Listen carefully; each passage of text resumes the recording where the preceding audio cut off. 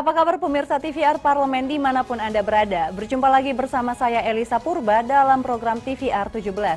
Tepat pukul 17 waktu Indonesia Barat kami hadirkan kepada Anda sejumlah informasi paling baru dan menarik seputar kinerja dan kegiatan DPR RI yang telah disajikan oleh tim redaksi TVR Parlemen.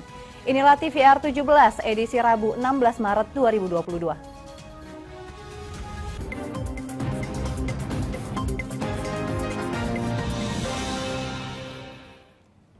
Menindaklanjuti kebijakan kelonggaran protokol kesehatan COVID-19 di Arab Saudi, Komisi 8 DPR RI dan Dirjen Penyelenggaraan Ibadah Haji dan Umroh Kementerian Agama Republik Indonesia mulai membahas komponen biaya ibadah haji 1443 Hijriah. Komisi 8 DPR RI berharap biaya haji yang dibebankan pada jamaah tidak naik secara signifikan. Menindaklanjuti kebijakan kelonggaran prokes COVID-19 di Arab Saudi, Komisi 8 DPR RI dan Dirjen Penyelenggaraan Ibadah Haji dan Umroh atau PIHU Kemenak RI mulai membahas komponen biaya ibadah haji 1443 Hijriah. Komisi 8 DPR RI berharap biaya haji yang dibebankan pada jamaah tidak naik secara signifikan.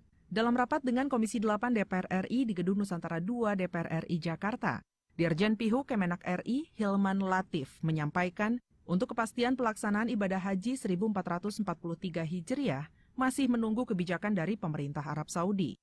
Kemenak RI telah menyiapkan 2 skenario rancangan anggaran biaya haji, menyesuaikan perubahan kebijakan swab PCR dan kelonggaran karantina di Arab Saudi. Untuk itu, kami telah menyiapkan pula alternatif usulan BPIH tahun 1443 Hijriah atau 22 Masehi, dengan asumsi tidak ada prokes. Anggota Komisi 8 DPR RI Samsuniang berharap dengan adanya kelonggaran prokes, penyelenggaraan ibadah haji 1443 Hijriah bisa berjalan dengan lancar dan jamaah Indonesia bisa kembali ke tanah air dalam kondisi sehat. Pemerintah dan Komisi 8 DPR RI akan segera menyingkronkan secara detail tiap komponen biaya haji dan mempertimbangkan kemungkinan pengurangan biaya.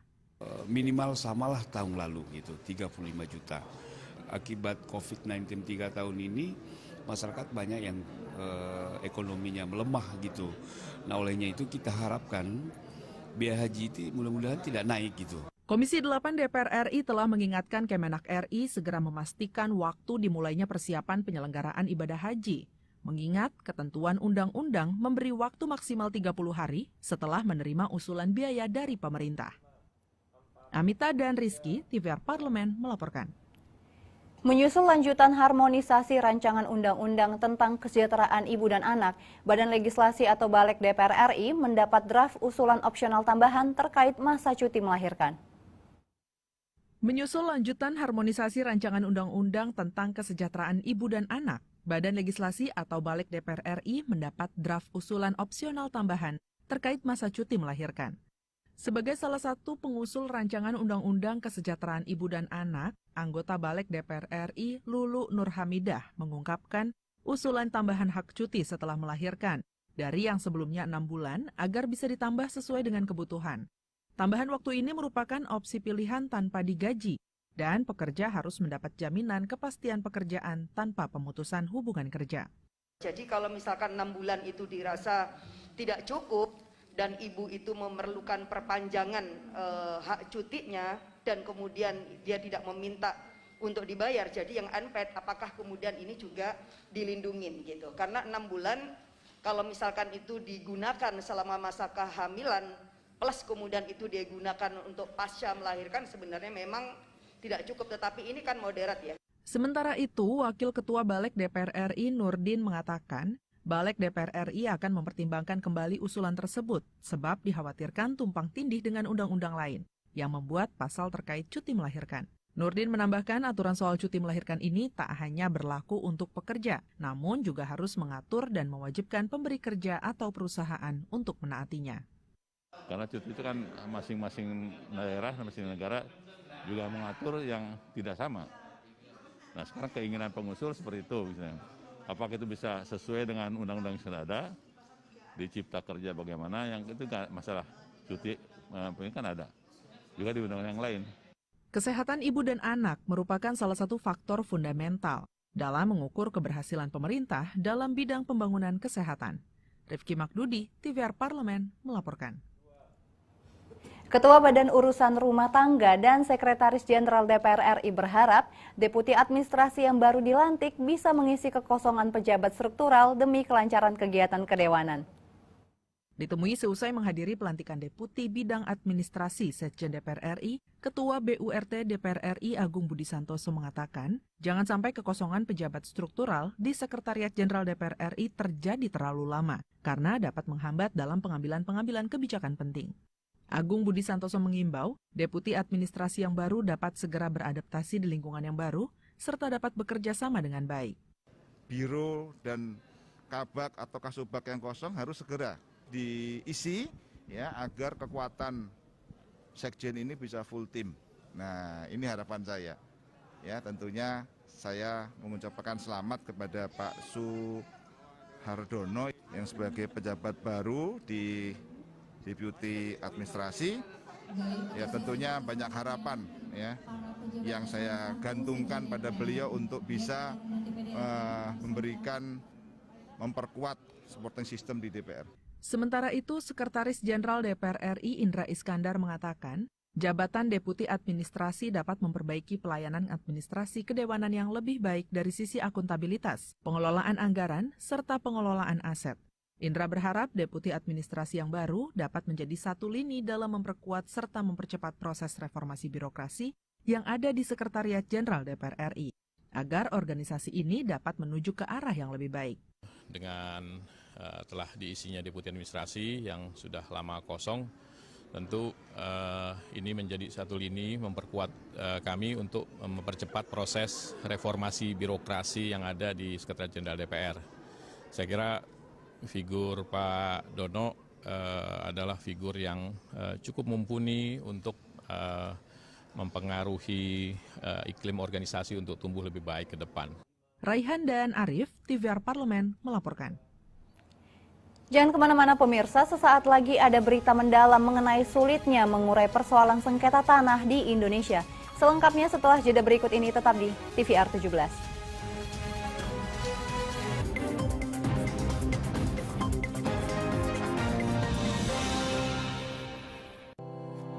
Tugas dan fungsi DPR RI sangat penting bagi negeri ini sebagai pengemban amanat rakyat.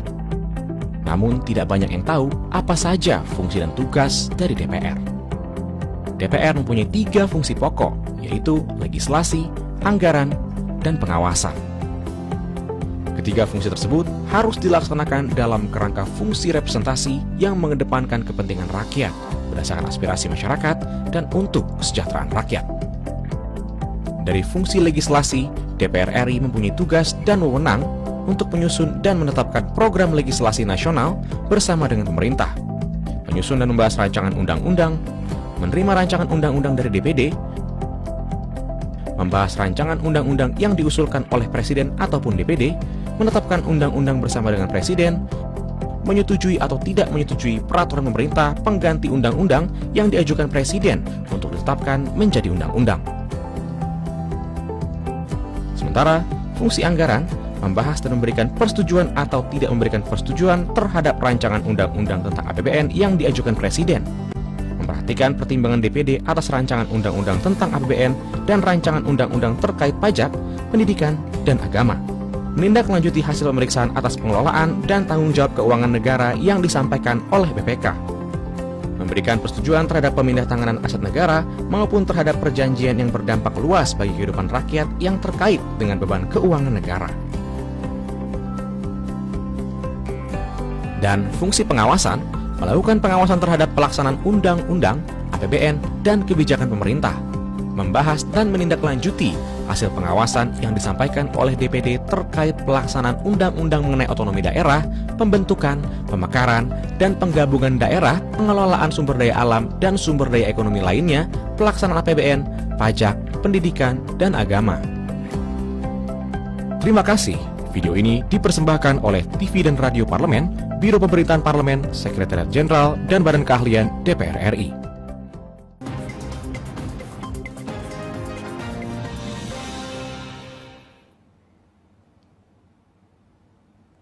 Kembali di TVR 17, sejumlah persoalan terkait penyelesaian ganti rugi tanah milik masyarakat ditemukan di beberapa tempat saat DPR RI melakukan pengawasan ke sejumlah daerah.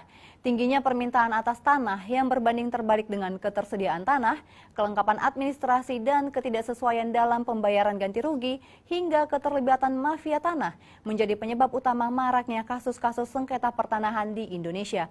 Simak liputan mendalam yang telah dirangkum oleh tim redaksi TVR Parlemen berikut ini.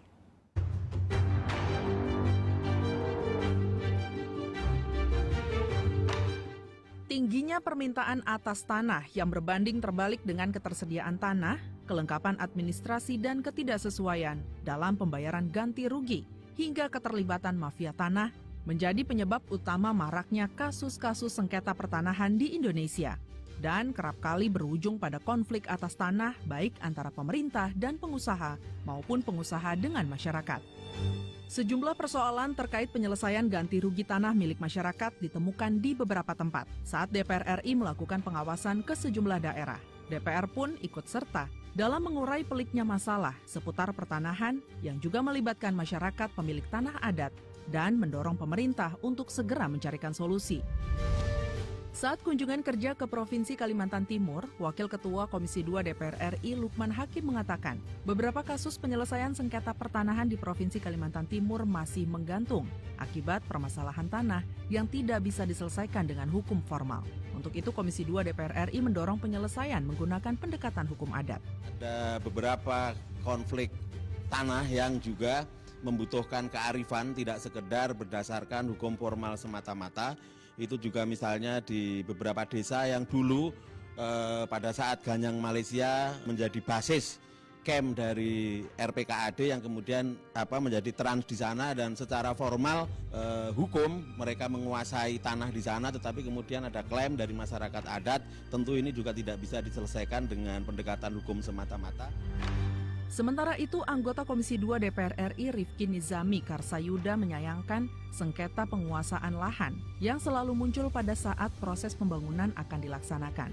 Dalam konteks pembangunan IKN, Rifki Nizami mendorong komunikasi intens dengan masyarakat sekitar, terutama masyarakat adat. Ketentuan perundang-undangan kita memungkinkan untuk kita mencari jalan tengah itu, dan karena itu tadi saya menyampaikan ini. Karena kalau itu tidak dilakukan, maka bisa terjadi potensi konflik horizontal antara, bahkan yang lebih parah, antara negara dengan masyarakat setempat. Di lain tempat, menindaklanjuti aduan masyarakat Wai Abung, Kabupaten Lampung Utara, Provinsi Lampung, terkait persoalan ganti rugi tanah masyarakat yang selama ini belum diselesaikan pemerintah.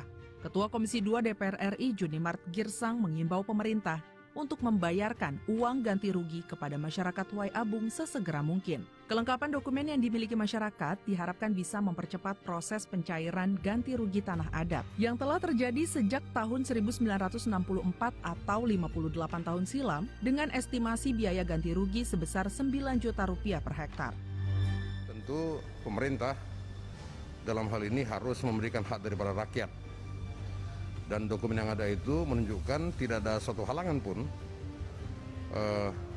oleh pemerintah untuk tidak membayarkan ganti rugi lebih kurang 125 miliar kepada masyarakat Wai Abung. Dan tadi kita juga sudah komunikasi dengan Bupati Lampung Utara, dengan Forkopimda, dan termasuk dengan Gubernur Provinsi Lampung untuk sama-sama mengawal supaya pembayaran kepada masyarakat itu bisa segera direalisir dalam waktu yang tidak cukup terlalu lama. Komisi 2 DPR RI akan segera mengadakan rapat pleno dengan Kementerian Keuangan, Kemendagri, dan Kementerian ATR BPN. Harapannya, pemerintah pusat akan segera memberikan ganti rugi atas tanah masyarakat adat melalui APBN di bawah pengawasan langsung dari Komisi 2 DPR RI. Mandeknya pembayaran ganti rugi tanah masyarakat Lampung Utara menjadi sorotan karena tanah tersebut akan dimanfaatkan negara untuk kepentingan pemerataan penduduk transmigrasi dan lahan TNI Angkatan Laut. Wakil Ketua Komisi 2 DPR RI, Syamsur Rizal menyayangkan penyelenggaraan transmigrasi yang semestinya dilakukan untuk pemerataan ekonomi di seluruh daerah. Namun di Lampung Utara, program transmigrasi justru dimonopoli oleh pengusaha-pengusaha yang sebagian besar menguasai lahan. perlu untuk hal ini didudukan. Kita kan berpihak pada rakyat ini. Yang kita pertanyakan apakah penetapan daerah untuk trans itu sudah sesuai dengan peraturan. Kemudian bagaimana mereka melakukan penyelesaian soal sengketa dengan pihak-pihak masyarakat kecil, masyarakat lokal dan kelompok trans. Begitu juga dengan para pengusaha. Nah, ada satu lagi yang unik dari keluarga kerajaan, dari Raja Tulin namanya, itu juga menuntut ganti rugi, menuntut hak mereka. Nah, ini yang saya tanya tadi, itu bagaimana penyelesaiannya oleh pihak pemerintah setempat, baik itu pemerintah Provinsi Lampung ataupun pemerintah Kabupaten Lampung Utara. Hingga saat ini, Komisi 2 DPR RI telah berupaya membentuk sejumlah panja untuk menyelesaikan persoalan sengketa tanah dan lahan. Salah satunya panja pengukuran ulang hak pengelolaan, hak guna usaha, dan hak guna bangunan, dan juga panja mafia tanah. Pelaksanaan program pendaftaran tanah sistematis atau PTSL juga didukung untuk menghindari sengketa dan konflik pertanahan di Indonesia. Tim Liputan TVR Parlemen melaporkan.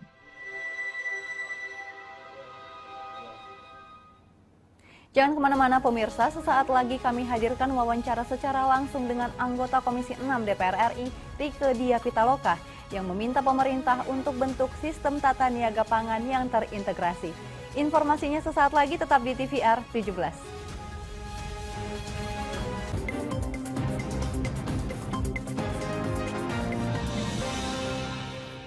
Indonesia akan menjadi tuan rumah Interparliamentary Union atau IPU General Assembly ke-144 tahun 2022 yang akan diselenggarakan di Nusa Dua Bali tanggal 20 hingga 24 Maret 2022.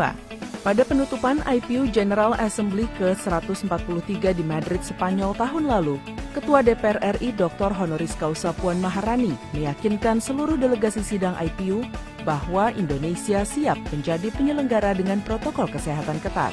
The 144th IPU Assembly will be the second assembly after the pandemic, and we could not think of a better place to meet than in Bali. Indonesia has made great progress in tackling the pandemic. As of now, more than 87% of population in Bali has been fully vaccinated. Manfaat yang bisa diambil dari perhelatan ini adalah bangkitnya dunia pariwisata Indonesia dan masyarakat Indonesia dapat menyaksikan wakil rakyatnya menyampaikan aspirasinya ke forum global. Menyambut baik hal ini karena ini adalah momentum awal, momentum penting untuk pemulihan ekonomi, khususnya ekonomi pariwisata, dan Bali memang hampir sebagian besar, kalau nggak seluruhnya, sangat bergantung kepada sektor pariwisata. IPU General Assembly ke-144 akan mengangkat tema Getting to Zero, Mobilizing Parliament to Act on Climate Change.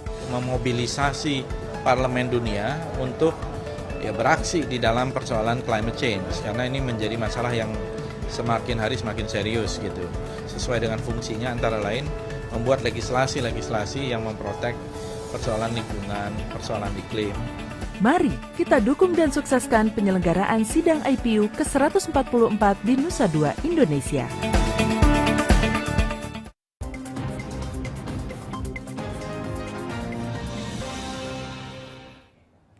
Kembali di TVR 17. Pemirsa, permasalahan pangan merupakan masalah yang sangat krusial. Carut-marut sistem tata niaga kerap memunculkan sejumlah masalah seperti kelangkaan minyak goreng yang terjadi belakangan ini. Bagaimana respon DPR RI menanggapi hal ini? Berikut ini laporan dari rekan kami Alfat Rizky dari Gedung Nusantara 4 DPR RI. Ya pemirsa, seperti yang diketahui, selain minyak goreng, harga kebutuhan pangan akhir-akhir ini juga ikut mulai naik menjelang ada puasa dan juga Lebaran. Saat ini saya akan berbincang-bincang dengan salah satu anggota Komisi 6 DPR RI, yaitu Ibu Rieke Diah Pitaloka dari fraksi PDI Perjuangan dari Dapil Jawa Barat 7. Nah, Ibu melihatnya seperti apa, Ibu, terkait dengan yang harga selain minyak goreng, telur bahkan itu sudah mulai naik, Bu? Ini semacam alert ya, semacam tanda peringatan bagi kita semua. Dan menurut saya ini bukan persoalan sekedar menjelang Ramadan atau Idul Fitri atau hari raya, hari besar keagamaan tertentu. Tidak bisa masalah pangan kemudian tidak stabil hanya karena orang memperingati hari besar keagamaannya. Ini akan membuat kondisi juga kemudian berbahaya ya, karena persoalan pangan adalah persoalan yang penting, bukan hanya persoalan rakyat bisa makan atau tidak bisa makan, tapi ini juga persoalan kedaulatan negara. Sehingga masalah ketersediaan pangan, sistem tata niaga pangan, dan juga sistem logistik nasional itu saya yakin, saya percaya Pak Jokowi juga sedang memikirkannya, dan mudah-mudahan segera ada keputusan untuk bisa mengambil langkah tegas bagaimana sistem itu dibangun secara terintegrasi dan juga dari hulu tengah hilir ya, bisa dijalankan dengan suatu sistem yang baik. Sekarang era digital saya kira untuk pemantauan itu akan lebih mudah. Dan yang kedua, suatu sistem yang baik tidak akan bisa berjalan tanpa adanya penegakan hukum yang baik. Oleh karena itu, karena persoalan pangan menyangkut hajat hidup seluruh rakyat Indonesia, bagi saya ini menjadi pokok permasalahan yang tidak bisa setengah-setengah, tidak bisa main-main, sehingga para pihak yang ditunjuk untuk memiliki otoritas keputusan, terutama para menteri dan kepala lembaga terkait, memang harus bisa koordinasi dari mulai data sampai kemudian langkah-langkahnya.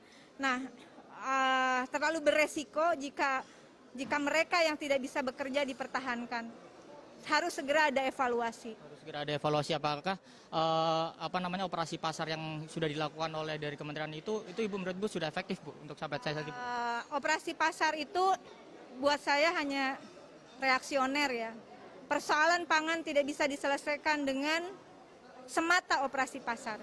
Sistem, ini negara, adanya menteri, adanya kami di DPR, adanya presiden, antara pemerintah dan DPR membangun sistem pangan, membangun sistem tentang pangan nasional. Ada sistem tata niaganya, ada sistem produksinya, ada sistem distribusinya. Nah, oleh karena itu sekali lagi kita tidak mengandai-ngandai, tindakan tegas terhadap mafia pangan jelas harus segera. Ini sangat tidak manusiawi di tengah kondisi kesulitan ekonomi sebagian besar masyarakat Indonesia. Ada dari diri kita sendiri yang coba-coba untuk berorientasi pada keuntungan pribadi dan kelompoknya. Sangat tidak manusiawi, bukan hanya melanggar hukum, tapi juga melanggar kemanusiaan menurut saya. Jadi harus ada tindakan tegas. Sekali lagi saya memberikan dukungan penuh kepada Presiden Republik Indonesia Pak Joko Widodo juga untuk bisa melakukan evaluasi terhadap kinerja kementerian dan lembaga. Urusan pangan nggak bisa main-main. Kalau setelah sekian tahun menjabat, langkahnya macet, yang kena makian orang, kena getahnya kita semua, saya kira Pak Jokowi orang yang bijaksana dan bisa mengambil keputusan dengan tepat. Pemirsa, itulah tadi bincang-bincang saya dengan salah satu anggota Komisi 6 DPR RI, yaitu Ibu Rieke Diah Pitaloka dari fraksi PDI Perjuangan. Saya Alfat Rizky mengucapkan terima kasih atas perhatian Anda. Kembali ke studio. Baik pemirsa, itu tadi laporan dari rekan kami Alfat Rizky dari Gedung Nusantara 4 DPR RI. Berikutnya kita akan beralih ke segmen media nasional yang menyoroti isu-isu aktual dan terkini serta tanggapan dari para anggota Dewan. Usai jeda sesaat lagi tetap di TVR 17.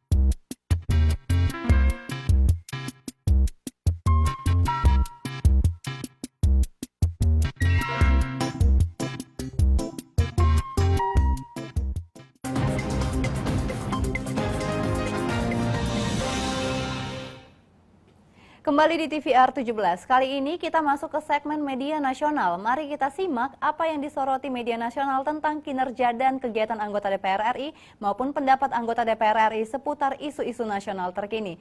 Bersama rekan kami Subki Abdul.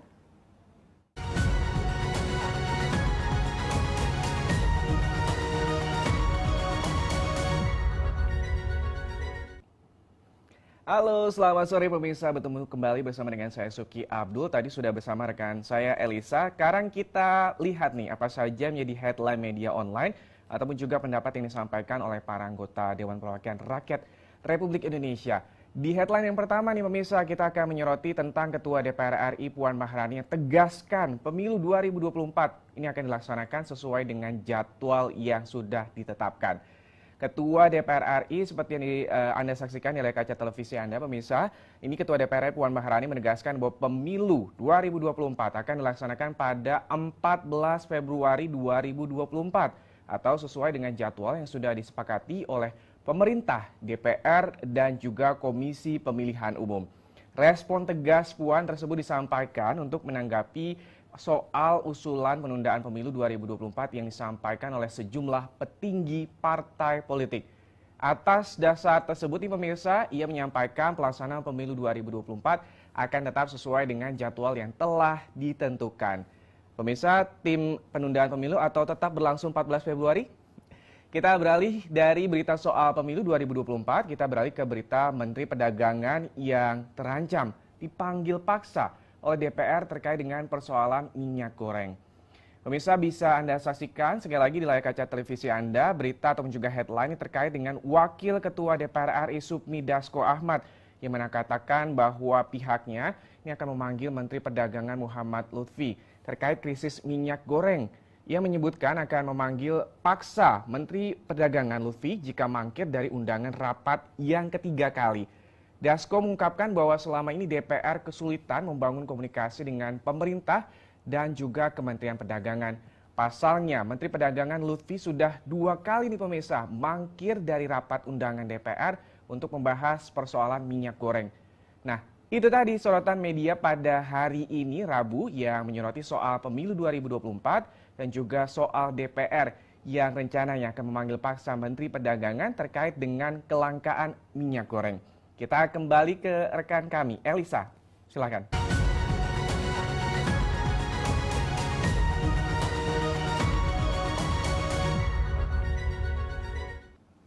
Baik, terima kasih Uki yang telah menyampaikan sejumlah sorotan dari media online nasional pada hari ini. Pemirsa TVR Parlemen, segmen tadi sekaligus menutup program TVR 17 edisi sore hari ini. Jangan lupa kembali kami ingatkan pandemi masih belum berakhir. Untuk itu terus taati protokol kesehatan dimanapun Anda berada. Saya Elisa Purba dan segenap kru TVR Parlemen yang bertugas mengucapkan terima kasih dan sampai jumpa.